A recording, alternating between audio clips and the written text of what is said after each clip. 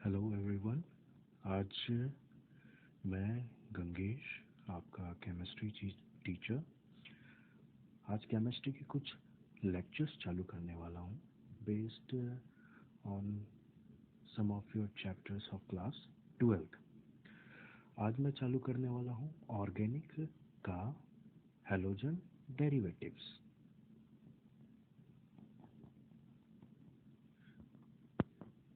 Halogen derivatives RBSC students के लिए ये हैलोजन डेरिवेटिव्स हैं और सीबीएसई स्टूडेंट के लिए ये हेलो एल्केन्स एंड एरीन्स के नाम से चैप्टर है। अब सबसे पहले ये क्वेश्चन अराइज होता है कि what is halo alkanes and halo arenes. तो हम डिस्कस करते हैं कि हेलो एरीन्स और हेलो एल्केन्स है क्या। देखिए, जैसे यहाँ पे मेंशन्ड है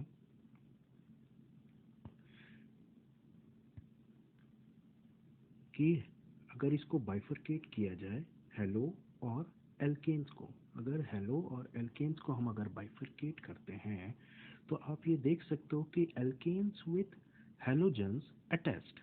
एल्केन्स कैसे हो सकते हैं आपको पता ही होगा, जैसे कि मीथेन हो गया, इथेन हो गया, प्रोपेन हो गया, ब्यूटेन हो गया। ये सब क्या है? एल्केन्स, जो कि जिसमें अंदर क्या होता है कि जो भी कार्बन और कार्बन सिंगल बॉन्डेड चेन होता है वो किसमें होता है? sp3 हाइब्रिडाइज स्टेट में। किसमें होता है?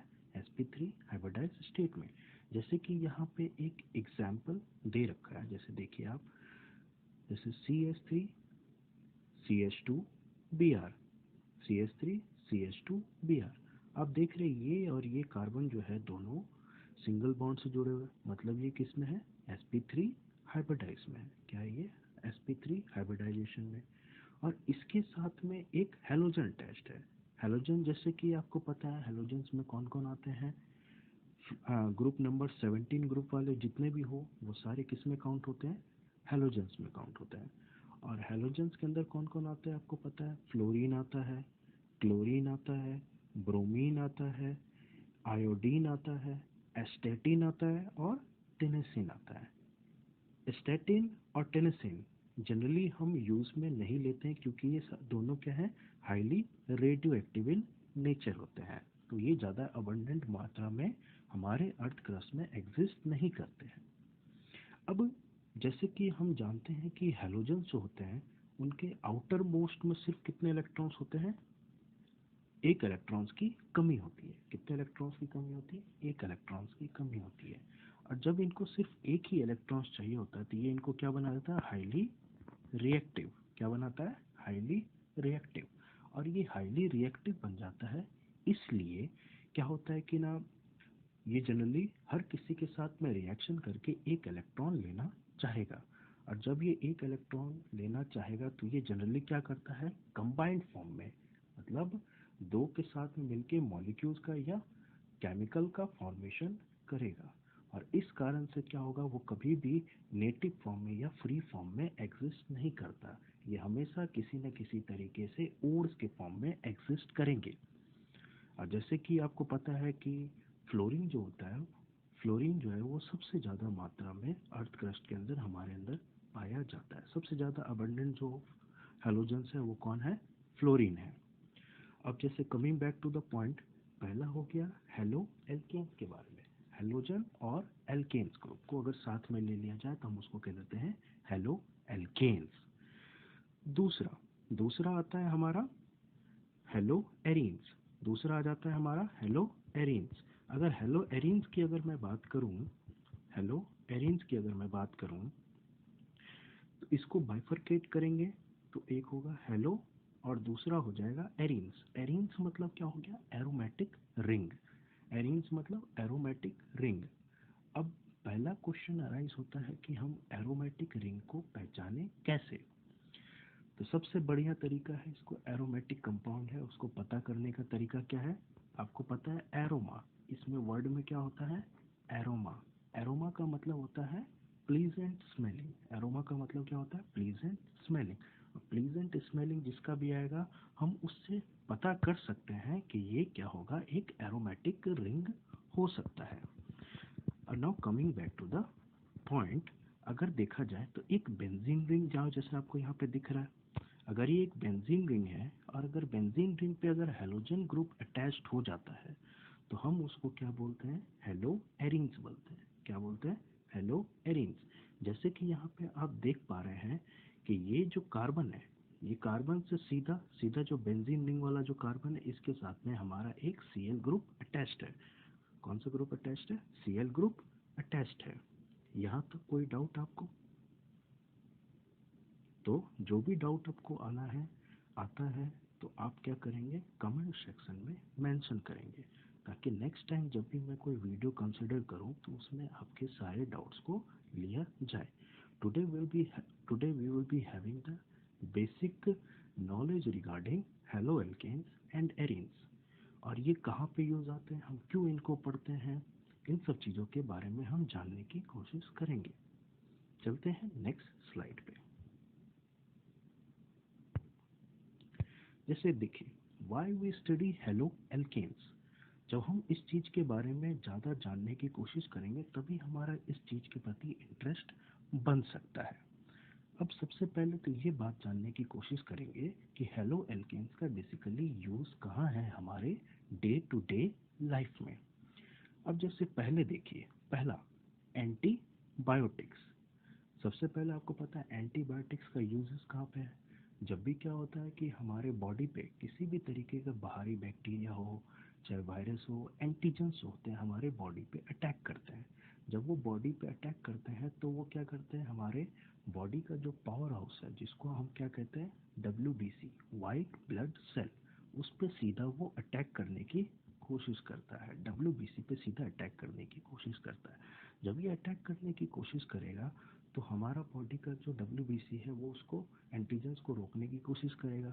इसमें क्या होता है, उनका जो काउंट है वो डिक्रीज होना चालू हो जाता है। उनका काउंट क्या होता है, डिक्रीज होता है। जब इसका काउंट डिक्रीज होता है तो उसी काउंट को ओवरकम करने के लिए हम एडिशनल डोजेस जो है वो एंटीबायोटिक्स के रूप में लेते हैं।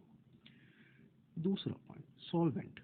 अब देखिए सॉल्वेंट क्या होता है, आपको पता है कि सॉल्यूशन जब होता है, कोई भी सॉल्यूट पार्टिकल को कम्प्लीटली डिसॉल्व करने के लिए हम सॉल्वेंट का यूज़ करते हैं। तो वो सॉल्वेंट भी हेलो एल्केन्स की तरह यूज़ में लिया जा सकता है। तीसरा, टू प्रिपेयर आर्टिफिशियल ब्लड। अब ये सबसे इंटरेस्टिंग थिंग है। क्यों? क्योंकि आज के तारीख में क्या हो रहा है कि ना, जो ब्लड है वो इजीली अवेलेबल नहीं हो पा रहा है। काफ़ी जगह काफ़ी स्कैरसिटी हो ही जाती है। तो अब कैसे इस सब चीज़ को ओवरकम किया जाए, जब सर्टेन रिक्वायरमेंट हो, इमरजेंसी हो, तो ब्लड कहाँ से लाया जाए। तब उस कंडीशन को ओवरकम करने के लिए जो भी हमारे साइंटिस्ट हैं वो इस पे वर्क कर रहे हैं कि क्यों ना हम आर्टिफिशियल ब्लड एक अल्टरनेटिव के रूप में यूज़ में ले सके, ताकि कभी भी इमरजेंसी हो तो उस ब्लड को यूज़ करके सिचुएशन को कंट्रोल किया जा सके और पर्सन को बचाया जा सके। तो इसमें भी हेलो एल्केन्स पाया गया कि हेलो एल्केन्स की मदद से हम आर्टिफिशियल ब्लड बना सकते हैं। चौथा point, to treat disease like typhoid, goitre, malaria, fever, इन सब की जो मेडिसिन आती है, इन सब की जो वैक्सीन बनती है वो भी हेलो एल्केन्स उसमें बहुत ज़्यादा रोल प्ले करता है। अब आता है अगला पॉइंट, एनेस्थेशिया। आपको पता है एनेस्थेशिया के बारे में, अगर आप में से किसी ने भी किसी को भी अगर डेंटल रिलेटेड प्रॉब्लम हुआ होगा या कभी कोई ऑपरेशन हुआ होगा तो आपको पता है कि डॉक्टर ऑपरेट करने से पहले एक इंजेक्शन देता है, जिससे क्या होता है कि हमारे बॉडी ऑर्गन जहाँ पे ऑपरेशन किया जाना होता है उसको नंब कर दिया जाता है। नंब मतलब उस एरिया को शून्य कर दिया जाता है, कोई भी आपको सेंसिटिविटी वहाँ पे महसूस नहीं होगी। ये इसलिए किया जाता है ताकि जब उस ऑर्गन पे ऑपरेट किया जाए तो किसी भी तरीके से प्रॉब्लम नहीं हो, दर्द नहीं हो। इसलिए इसको एनेस्थेशिया को यूज में लेते हैं वाइडली डॉक्टर्स।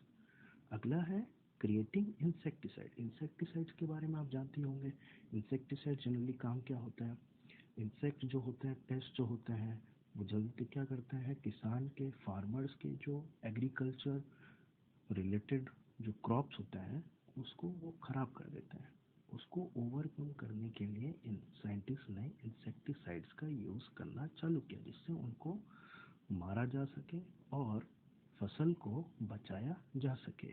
इसमें हेलो एल्केन्स का वाइडली यूज लिया गया। और एल्केन्स जो कि किस में होते हैं, sp3 हाइब्रिडाइज्ड कार्बन होते हैं। जैसे कि यहाँ पे देखिए दिया हुआ है कि यहाँ पे एक कार्बन एटम लिया बीच में, कार्बन एक हाइड्रोजन से वैलेंसी सेटिस्फाई हुआ, दूसरे हाइड्रोजन से वैलेंसी सेटिस्फाई हुआ और तीसरे हाइड्रोजन से वैलेंसी सेटिस्फाई हुआ। तो फाइनली इसका ऑक्टेट कंप्लीट नहीं होगा, क्योंकि आपको पता है कि कार्बन को 4 वैलेंसी चाहिए अपने ऑक्टेट को कंप्लीट करने के लिए, और साइमल्टेनियसली क्लोरीन को भी एक इलेक्ट्रॉन चाहिए अपने ऑक्टेट को कंप्लीट करने के लिए। तो अब होगा क्या, कार्बन को भी जरूरत है और क्लोरीन को भी जरूरत है, तो दोनों क्या करेंगे, एक इलेक्ट्रॉन का शेयरिंग करेंगे। कितने इलेक्ट्रॉन का, एक इलेक्ट्रॉन का शेयरिंग करेंगे, जिससे जो हमारे पास बॉन्ड बनेगा वो क्या होगा, एक कोवलेंट बॉन्ड होगा। जैसे कि आप इसमें देख पा रहे हैं कि कार्बन जो है वो surrounded by 3 hydrogen and 1 chlorine है, और यहाँ पे जो सारे के सारे ऑर्बिटल्स होंगे जो कार्बन से अटैच्ड है वो सब किसमें होंगे, sp3 हाइब्रिडाइज्ड होंगे। क्या होंगे, sp3 हाइब्रिडाइज्ड होंगे। इसको देखिए, अगर यहाँ पे क्या हो कि एक हाइड्रोजन को रिप्लेस करके एक वापस से एक क्लोरीन अगर उसकी जगह ले लेता है, कुल मिला के कार्बन की वैलेंसी सेटिस्फाई होनी चाहिए, चाहे वो हाइड्रोजन करे, चाहे वो क्लोरीन करे, चाहे कोई और एलिमेंट करे। तो अगर इसमें वैलेंसी सेटिस्फाइड हो रहा है, और यहाँ पे हम जानते हैं कि हम क्या पढ़ रहे हैं, हेलो एल्केन्स पढ़ रहे हैं, तो यहाँ पे हाइड्रोजन की जगह पे क्या क्या हुआ कि एक हेलोजन ने उसकी रिप्लेसमेंट कर दी। और यहाँ पे आप देख सकते हैं कि दोनों क्लोरीन एक एक इलेक्ट्रॉन दोनों शेयर कर रहे हैं, एक एक इलेक्ट्रॉन दोनों शेयर कर रहे हैं। एक एक इलेक्ट्रॉन जब शेयरिंग होती है तो वहाँ पे कौन सा आता है, sp3 हाइब्रिडाइजेशन। क्या आता है, sp3 हाइब्रिडाइजेशन आता है। यहाँ तक मैं उम्मीद करता हूँ आपको समझ में आ रहा होगा। चलिए नेक्स्ट स्लाइड पे चलते हैं। अब देखिए इसके बारे में कुछ जानकारी लेने की कोशिश करते हैं कि बेसिकली ये sp3 हाइब्रिडाइजेशन होता क्या है। लास्ट सेशन क्लास 11th में आपको मैंने पढ़ाया भी था कि sp3 हाइब्रिडाइजेशन मतलब होता क्या है। तो जनरली होता क्या है, देखिए एक s ऑर्बिटल और 3 p ऑर्बिटल्स, कोई सा भी सेंट्रल एलिमेंट जो कि कुल मिला के हाइब्रिडाइजेशन करने वाला है या बॉन्डिंग करने वाला है, उसके लिए क्या होगा, एक s ऑर्बिटल और 3 p ऑर्बिटल्स। p ऑर्बिटल्स कौन कौन से हो सकते हैं, px, py और pz। ये तीन जो होते हैं ये ऑर्बिटल्स होते हैं। इनमें से किसी का रैंडमली s ऑर्बिटल जो है px, py और pz रैंडमली किसी के साथ में भी और ऑर्बिटल फॉर्मेशन के साथ में हाइब्रिडाइजेशन कर सकता है। तो अब देखिए इसको समझने की कोशिश करते हैं और थोड़ा डिटेल में। अब आपको पता है कि इसमें जो s कैरेक्टर होगा वो कितना होगा, 25%, और p कैरेक्टर कितना होगा, 75%। तो ये आपको तो पता ही होगा, क्यों, क्योंकि अगर किसी का भी परसेंटेज निकालना है, सपोज मुझे s का निकालना है, तो s का कैसे निकाल सकते हैं, 1 डिवाइडेड बाय टोटल कितना है 4, और इंटू 100 करेंगे तो क्या बन जाएगा ये 25%। अगर s 25% हो गया तो आपको पता है कि p कितना है, 3 है, और p 3 है, तो आप इजीली पता कर सकते हैं p के लिए भी। p के लिए कैसे पता करेंगे, यहाँ पे p लिखेंगे और p टोटल कितने हैं 3, p कितने हैं 3, तो ये हो जाएगा ऑटोमेटिकली 75%। अब सबसे पहला क्वेश्चन अराइज होता है कि इसमें ये तो बात हो गई कि sp3 है, और अगर इसकी बात करें हम ज्योमेट्री कैसी होगी, तो ज्योमेट्री आपको पता है कि sp3 हाइब्रिडाइजेशन होगा तो उसमें कैसा होता है, टेट्राहेड्रल स्ट्रक्चर होता है। कैसा होता है, जिसमें कि कार्बन एक इस तरीके से होगा, एक हाइड्रोजन फॉर एग्जांपल, यहाँ पे एक डैश पोजीशन पे होगा, एक मान लेते हैं क्लोरीन, एक वेज पोजीशन होगा, मान लेते हैं यहाँ पे एक हाइड्रोजन, और एक इस तरीके से पोजीशन होगा हाइड्रोजन का। तो ये फाइनली हमारे पास क्या बन गया, टेट्राहेड्रल स्ट्रक्चर, जिसमें कि ये जो एंगल होता है ये कितना होता है 109 डिग्री और 5 के आसपास, और ये सारे के सारे किस्म होते हैं सिग्मा बॉन्डिंग होता है।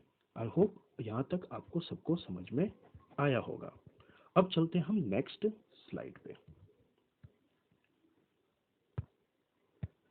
अब देखिए अगला जो आ गया, हमने हेलो एल्केन्स के बारे में तो जान लिया। अब अगर हमारा नेक्स्ट पॉइंट आता है कि हेलो एरीन्स के बारे में, तो हेलो एरीन्स जनरली क्या होगा, जब एरोमेटिक रिंग के साथ में एक कोई भी हेलोजन अटैच्ड होगा, तो आप यहाँ पे क्या देख पा रहे हैं कि लास्ट टाइम मैंने लास्ट क्लास में बताया भी होगा कि ये क्या आ गया, एक बेंजीन रिंग है। ये क्या है, एक बेंजीन रिंग है, और बेंजीन रिंग में अल्टरनेट डबल बॉन्ड होता है। अल्टरनेट डबल बॉन्ड होते हैं, और ये कार्बन किस में होता है, sp2 हाइब्रिडाइजेशन होता है। किस में होता है, sp2 हाइब्रिडाइजेशन में। अब sp2 हाइब्रिडाइजेशन के बारे में तो आप जानते होंगे। sp2 हाइब्रिडाइजेशन का मतलब क्या होगा, एक s ऑर्बिटल होगा और दो p ऑर्बिटल्स होंगे। एक s ऑर्बिटल होगा और दो p ऑर्बिटल्स। तो टोटली कुल मिला के कितने ऑर्बिटल्स हो गए, 3 ऑर्बिटल्स। अब इसका भी अगर आप परसेंटेज निकालना चाहते हैं तो इजीली निकाला जा सकता है। अगर मैं s कैरेक्टर का पता करना चाहूँ तो क्या होगा, 1 डिवाइडेड बाय 3 इंटू 100 कर देंगे। तो 1 डिवाइडेड बाय 3 इंटू 100 करेंगे तो कितना आ जाएगा, लगभग 33.33% के आसपास। तो आप ऑटोमेटिकली p ऑर्बिटल्स का भी निकाल सकते हैं, तो 66.66% के आसपास दोनों का आ जाएगा। नेक्स्ट क्वेश्चन अराइज कि इसका स्ट्रक्चर कैसा होगा sp2 का। इसका sp2 का स्ट्रक्चर कैसा होगा, तो आप सबको पता है कि sp2 का स्ट्रक्चर कैसा होता है, ट्राइगोनल प्लानर। ट्राइगोनल प्लानर को हम कैसे बताएंगे, जैसे ये देखिए, ये एक लिया मैंने, यहाँ पे दूसरा और ये तीसरा। मान लेते हैं यहाँ पे एक हाइड्रोजन अटैच कर दिया, यहाँ पे एक हाइड्रोजन अटैच कर दिया, यहाँ पे एक Cl अटैच कर दिया। तो ये क्या होगा, एक ट्रायंगल की तरह फॉर्मेशन करता हुआ हमें नजर आएगा एक प्लेन के अंदर, जिससे क्या होगा, तीन साइड में तीन अदर एलिमेंट अटैच्ड हैं। इसको हम क्या कहते हैं, ट्राइगोनल प्लानर। ये प्लेन है ट्रायंगल, इसको हम क्या कहेंगे, ट्राइगोनल प्लेनर स्ट्रक्चर। चलते हैं हम नेक्स्ट स्लाइड पे। तो ये सब चीज़ें मैंने बता दी आपको कि sp2 हाइब्रिडाइजेशन में क्या होगा। अब सिंपली इसको ऐसे भी पहचान सकते हैं कि C और C डबल बॉन्ड जहाँ पे हो, वहाँ पे क्या होता है, एक तो फाउंडेशन करने के लिए सिग्मा बॉन्ड होता है, और दूसरा क्या होता है, पाई बॉन्ड होता है। दूसरा क्या होता है, पाई बॉन्ड होता है। और आपको ये भी पता होगा कि पाई बॉन्ड होता है एक वीक बॉन्ड होता है। पाई बॉन्ड क्या होता है, वीक बॉन्ड होता है। क्यों, क्योंकि इसके अंदर साइड साइड ओवरलैपिंग होती है। क्या होती है, साइड साइड ओवरलैपिंग, जो कि इसका प्रॉपर पैकिंग एफिशिएंसी नहीं होता, इसीलिए इजीली ब्रेक हो जाता है। ये इजीली ब्रेक हो जाता है। यहाँ तक आई होप आपको सब समझ में आ रहा होगा। अब आगे बढ़ते हैं हम और इसके बारे में जानने की कोशिश करते हैं कि हेलो एल्केन्स और जो एरीन्स हैं। अब अभी तक तो हमने जब जस्ट जाना कि हेलो एल्केन्स और हेलो एरीन्स होता क्या है। अब ये जानेंगे, इसका क्लासिफिकेशन करेंगे। इसको बेसिकली बहुत तरीके से क्लासिफाई किया जा सकता है। जैसे कि अगर एक हैलोजन उसके साथ में मेन रिंग के साथ में चेन के साथ में अटैच्ड हो तो हम उसको मोनो कह देंगे। अगर दो हैलोजन उसके साथ में कार्बन चेन के साथ में अटैच्ड होगा तो हम उसको कहेंगे डाई। अगर तीन हैलोजन अटैच्ड होंगे तो हम उसको कहेंगे ट्राई, और चार होंगे तो टेट्रा। इस तरीके से हम डिफरेंट डिफरेंट इसके स्ट्रक्चर बनाने की कोशिश करते हैं। तो अब इसके बारे में थोड़ी सी जानकारी लेते हैं कि बेस्ड ऑन कि कार्बन के साथ में दूसरा कार्बन जब अटैच्ड होता है sp3 हाइब्रिडाइज स्टेट में, और जब कार्बन और कार्बन के बीच में डबल बॉन्ड होता है जैसे sp2 हाइब्रिडाइज स्टेट में, तब उसमें जो है मोनो हेलो एल्केन्स को किस तरीके से क्लासिफाई किया जाता है, तो उसके बारे में थोड़ी जानकारी लेने की कोशिश करते हैं। जैसे देखिए, अब इसके अंदर देखिए, जैसे कि यहाँ पे लिया मैंने CH2 और CH2 लिया है। दो CH2 है यहाँ पे दिख रहे हैं आपको, सब सिंगल सिंगल बॉन्ड से। और यहाँ पे एक क्लोरीन इससे अटैच्ड है और एक क्लोरीन इससे अटैच्ड है। तो हम क्या कह सकते हैं कि यहाँ पे टोटल हेलोजेंस कितने हैं, दो। यहाँ पे टोटल हेलोजेंस कितने हैं, दो। तो हम इसको क्या कहेंगे, डाई हेलो एल्केन कह देंगे। तो मतलब ये क्या हो गया, डाई के रूप में आ गया। अब अगर सिंगल सिर्फ एक ही हेलोजन अटैच्ड होगा तो हम इसको क्या कह देंगे, मोनो हेलो एल्केन। क्या कह देंगे, मोनो हेलो एल्केन। अब यही अगर यहाँ पे देखें, जैसे ये है तीन कार्बन अटैच्ड है और तीनों के तीनों सब क्या है, सिंगल बॉन्डेड है। सारे के सारे क्या है, सिंगल बॉन्डेड है। और यहाँ पे देखिए, एक क्लोरीन, दो क्लोरीन और तीन क्लोरीन, टोटल कितने डेरिवेटिव्स अटैच्ड है इसके हेलोजेंस के, तीन। कितने डेरिवेटिव्स हैं, तीन। इसलिए हम इसको क्या कहेंगे, ट्राई हेलोजन डेरिवेटिव। क्या कहेंगे, try halogen derivative. I hope यहाँ तक आपको सब समझ में आया होगा। अब चलते हैं हम नेक्स्ट स्लाइड पे। देखिए, अभी जस्ट थोड़ी देर पहले मैंने बात करी थी कि मोनो हेल्केन्स को जो है वो हाइब्रिडाइजेशन के बेसिस पे कितने पार्ट में डिवाइड किया जा सकता है। एक तो क्या होगा, sp3 CX bond. CX bond मतलब जैसे आप देख सकते हैं कि मैंने जस्ट अभी बात की थी कुछ देर पहले कि CH3 ले लिया मैंने और एक X रख दिया यहाँ पे, तो ये क्या बन गया, एक हेलो एल्केन। ये क्या है, एक एल्काइल ग्रुप है, और ये क्या है, एक हेलोजन ग्रुप है। ये क्या है, एक एल्काइल ग्रुप और ये एक हेलोजन ग्रुप है। तो ये इन दोनों के बीच में जो बॉन्ड होगा वो क्या कहलाएगा, CX बॉन्ड। क्या कहलाएगा, CX बॉन्ड। अब यहाँ पे देख पा रहे हो आप कि ये सिंगल बॉन्डेड है, ये क्या है, सिंगल बॉन्डेड, तो हम इसको कहेंगे ये क्या है, sp3 हाइब्रिडाइज CX बॉन्ड है। क्या है, sp3 हाइब्रिडाइज CX बॉन्ड। अब इस sp3 हाइब्रिडाइज CX बॉन्ड को जो है वो 3 पार्ट में डिवाइड किया गया है। पहला कौन सा आता है, एल्काइल हैलाइड्स। दूसरा कौन सा आता है, एलाइलिक हैलाइड्स। और तीसरा कौन सा आता है, बेंजाइलिक हैलाइड। अगेन, फर्स्ट क्या है, एल्काइल हैलाइड्स। दूसरा कौन सा है, एलाइलिक हैलाइड्स। और तीसरा कौन सा है, बेंजाइलिक हैलाइड्स। नेक्स्ट, इसके बारे में हम डिटेल में भी थोड़ी देर से बात करेंगे। पहले जान लेते हैं कि हम sp2 बेस्ड पे CX बॉन्ड कैसे बताया जा सकता है। देखिए, इसको मैं रब कर देता हूं जब तक। अब जैसे देखिए, sp2 CX बॉन्ड से हम क्या समझते हैं कि जहां पर भी डबल बॉन्ड हो, जहां पर भी क्या हो, डबल बॉन्ड हो, और उस डबल बॉन्डेड कार्बन से एक हेलोजन ग्रुप अटैच्ड हो, क्या हो, एक हेलोजन ग्रुप अगर अटैच्ड हो, तो हम उसको क्या मान लेते हैं, हम उसको मान लेते हैं कि ये sp2 CX बॉन्ड के रेस्पेक्ट में मोनो हेलोजेंस का, मोनो हेलो एल्केन्स का डेरिवेटिव। तो उसको 2 पार्ट में डिवाइड किया गया है इस बेसिस पे। सीधा डायरेक्ट क्या होगा, इसकी पहचान क्या होगी कि ये डायरेक्ट सीधा जो डबल बॉन्डेड कार्बन है उसी से अटैच्ड होगा। ये हेलोजन जो है वो डबल बॉन्डेड कार्बन से ही सीधा अटैच्ड होगा। तो इस बेसिस पे इसको 2 पार्ट में डिवाइड किया गया है। पहले को हम कहेंगे विनाइलिक हैलाइड और दूसरे को कहेंगे हम एराइल हैलाइड। अगेन, पहले को हम क्या कहेंगे, विनाइलिक हैलाइड। दूसरे को क्या कहेंगे हम, एराइल हैलाइड। अब इसको थोड़ा और डिटेल में जानने की कोशिश करते हैं कि हम कैसे पहचानें कि ये एल्काइल हैलाइड है, ये एलाइलिक हैलाइड है, ये बेंजाइलिक हैलाइड है, ये विनाइलिक हैलाइड है या एराइल हैलाइड है। इन सब चीज को बारीकी से हम समझने की कोशिश करते हैं। तो चलिए नेक्स्ट स्लाइड में चलते हैं। जैसे देखिए, अब अगर हम मोनो हेलो एल्केन्स की बात करूं और sp3 hybridise CX alkyl halide की बात करूंगा। एल्काइल हैलाइड मतलब सीधा जो होगा, एक एल्केन ग्रुप जो होगा वो अटैच्ड होगा किसके साथ में, हैलोजेंस के साथ में। तो इसके बेसिस पे इसको 3 पार्ट में डिवाइड किया जाता है। एक को हम कहते हैं प्राइमरी, दूसरे को हम कहते हैं सेकेंडरी, और तीसरे को हम कहते हैं टर्सरी। तो देखिए, यहाँ पे आप देख रहे हो सारे के सारे सिंगल बॉन्डेड है, सारे के सारे क्या है, सिंगल बॉन्डेड है, सारे के सारे क्या है, सिंगल बॉन्डेड है। तो अब देखिए, इसको कैसे बताएं कि कौन सा प्राइमरी है, कौन सा टर्शरी है, कौन सा सेकेंडरी है। तो देखिए, प्राइमरी मतलब क्या होगा कि जहां पर सारे के सारे कार्बन जो होंगे, यहाँ पे हाइड्रोजन होगा, यहाँ पर भी हाइड्रोजन और यहाँ पर भी हाइड्रोजन, और एक साथ में क्या है, एक हेलोजन ग्रुप है। तो यहाँ पे देख रहे हो तीनों के तीनों हाइड्रोजन से इसकी वैलेंसी कार्बन की सेटिस्फाइड हो रही है और एक हेलोजन से। तो जहां पर जीरो एल्काइल ग्रुप होगा उसको भी हम प्राइमरी ग्रुप कहते हैं।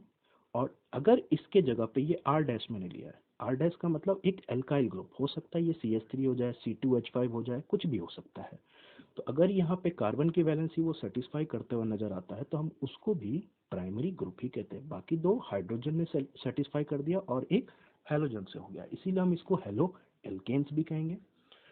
अब देखिए, यहाँ पे टोटल 2 कार्बन हो गए, 2 कार्बन हो गए। एक जो इसका अल्टरनेटिव जिससे कार्बन वैलेंसी सेटिस्फाई हुआ वो तो एक ही है एल्काइल ग्रुप, और यहाँ पे जीरो एल्काइल ग्रुप है। तो इन दोनों को हम क्या कहते हैं, प्राइमरी कहते हैं। एक एल्काइल ग्रुप होगा और जीरो एल्काइल ग्रुप होगा, दोनों को हम प्राइमरी एल्काइल हैलाइड कहेंगे। अब जैसे देखिए, सेकेंडरी को कैसे पहचाने, तो यहाँ पे क्या होगा, ये कार्बन, ये कार्बन, ये जो मेन कार्बन है जिससे हेलोजन अटैच्ड है, इसमें ध्यान रखना आपको क्या, कि वो कार्बन जिसके साथ में हेलोजन अटैच्ड हो उसके साथ में कितने एल्काइल ग्रुप अटैच्ड हैं। ये जो मेन कार्बन है हम इसको हीरो कार्बन भी कह सकते हैं, कि इसके साथ में जो हेलोजन है मेन अटैच्ड है उसके साथ में एल्काइल ग्रुप कितना है। तो आप यहाँ पे देख सकते हैं, एक एल्काइल ग्रुप यहाँ पे और दूसरा एल्काइल ग्रुप यहाँ पे। तो हम इसको क्या कहेंगे, सेकेंडरी ग्रुप। क्या क्या देंगे, सेकेंडरी ग्रुप। अब सेम टू सेम टर्सरी कैसे पहचाने, तो देखिए ये वाला कार्बन है, ये वाले कार्बन के साथ में ये हेलोजन अटैच्ड है। तो अब इसी कार्बन को हमें टेस्ट करना है, याद रखेंगे जिससे हेलोजन अटैच्ड होगा उसी कार्बन को हमें देखते हुए पता करना है कि ये प्राइमरी है, सेकेंडरी है या टर्सरी है। तो यहाँ पे आप देख सकते हो, यहाँ पे एक R डैश है, यहाँ पे R डबल डैश है, ये R ट्रिपल डैश। ये अलग अलग बताने के लिए मैंने यूज़ किया है R dash, R double dash और R ट्रिपल डैश। तो इस बेसिस पे मैंने बाइफरकेट किया है कि प्राइमरी कौन सा है, सेकेंडरी कौन सा है और टर्शरी कौन सा है। आप, आई होप आपको ये यहाँ तक समझ में आया होगा। चलते हैं नेक्स्ट स्लाइड पे। अब देखिए, अगला हमारा पार्ट क्या है, एलाइलिक हैलाइड। क्या है, एलाइलिक हैलाइड। अब इस एलाइलिक हैलाइड को समझने की कोशिश करते हैं। सबसे पहली बात तो क्या होगा, ये sp3CX बॉन्ड होगा। क्या होगा यहाँ पे, sp3CX बॉन्ड। अब इसमें सबसे पहले बारीकी से ध्यान रखने वाली चीज क्या है, जैसे यहाँ पे देखिए, कोई भी कार्बन कार्बन डबल बॉन्ड हो, कोई भी कार्बन कार्बन डबल बॉन्ड हो, उसके साथ में एक sp3 हाइब्रिडाइज्ड कार्बन अटैच्ड होगा। उसके साथ में क्या होगा, एक sp3 हाइब्रिडाइज्ड कार्बन अटैच्ड होगा। उस sp3 हाइब्रिडाइज्ड कार्बन से एक हैलाइड ग्रुप अटैच्ड होगा। याद रखना, वापस मैं रिपीट करता हूँ कि क्या होगा कि CC डबल बॉन्ड होगा पहले, तो उस डबल बॉन्ड के साथ में sp3 हाइब्रिडाइज्ड एक कार्बन अटैच्ड होगा और उस sp3 हाइब्रिडाइज्ड कार्बन से अटैच्ड एक हैलोजन ग्रुप होगा। तो हम उस ग्रुप को क्या कहेंगे, एलाइलिक हैलाइड कहेंगे। क्या कहेंगे, एलाइलिक हैलाइड कहेंगे। जैसे यहाँ पे देखिए, और याद रखेंगे आप कि जिससे ये कार्बन, जो CX वाला कार्बन है, ये जिस कार्बन से अटैच्ड होगा उसको हम कहेंगे एलाइलिक कार्बन। क्या कहेंगे, एलाइलिक कार्बन। जैसे यहाँ पे देखिए, ये वाला कार्बन जो है, ये sp3 हाइब्रिडाइज्ड CX को जोड़ा हुआ है, तो ये इसके जस्ट पास वाला ये क्या कहलाएगा, हमारा एलाइलिक कार्बन कहलाएगा। ये हमारा क्या कहलाएगा, एलाइलिक कार्बन कहलाएगा। अब जैसे देखिए, अगर ये बेंजीन रिंग में इस तरीके से बात हो जाए तो हम इसको कैसे पहचानेंगे। देखिए, बेंजीन रिंग ये अटैच्ड है सीधा, और इस बेंजीन रिंग के साथ में, इस बेंजीन रिंग देख रहे हो आप, यहाँ पे सिर्फ एक डबल बॉन्ड है, यहाँ पे सिर्फ एक डबल बॉन्ड है, यहाँ पे सिर्फ क्या है, एक डबल बॉन्ड है। ठीक है, ये टोटली बेंजीन रिंग नहीं है, ये टोटली बेंजीन रिंग नहीं है। और इस डबल बॉन्ड के साथ में देखिए, ये एक कार्बन है, ये वाला जो पार्ट कार्बन है, ये वाला पार्ट जो कार्बन है, एक मिनट, हाँ, ये वाला पार्ट का जो कार्बन है, ये वाला पार्ट, ये देखिए, ये सीधा sp2 हाइब्रिडाइज कार्बन से अटैच्ड है, फिर ये कार्बन ये sp3 में है और ये यहाँ से हैलाइड अटैच्ड है। तो हम इसको क्या कह देंगे, ये एलाइलिक हैलाइड है। ये क्या है, एलाइलिक हैलाइड है। और ये वाला पार्ट जहाँ से ये डबल बॉन्ड है, इसको हम क्या कह देंगे, एलाइलिक कार्बन कहेंगे। आई होप आपको ये समझ में आया होगा। जैसे इसमें भी देख लीजिए, ये डबल बॉन्ड है, ये डबल बॉन्ड है, ये कार्बन है, इस कार्बन से ये एक और कार्बन अटैच्ड है, और इस कार्बन से अटैच्ड कौन है, क्लोरीन ग्रुप है। तो हम इस वाले पार्ट को, जहाँ पे ये डबल बॉन्ड स्टार्ट हो रहा है, इस पार्ट से इसको जोड़ने के लिए हम इसको क्या कहेंगे, एलाइलिक कार्बन कहेंगे। तो क्या कहेंगे, एलाइलिक कार्बन कहेंगे। आई होप आपको यहाँ तक ये सब चीज़ें समझ में आ रही होगी। नेक्स्ट लेसन जो है, मैं नेक्स्ट वीडियो के साथ में आपसे वापस मिलूंगा। आज के लिए इतना ही। Thank you.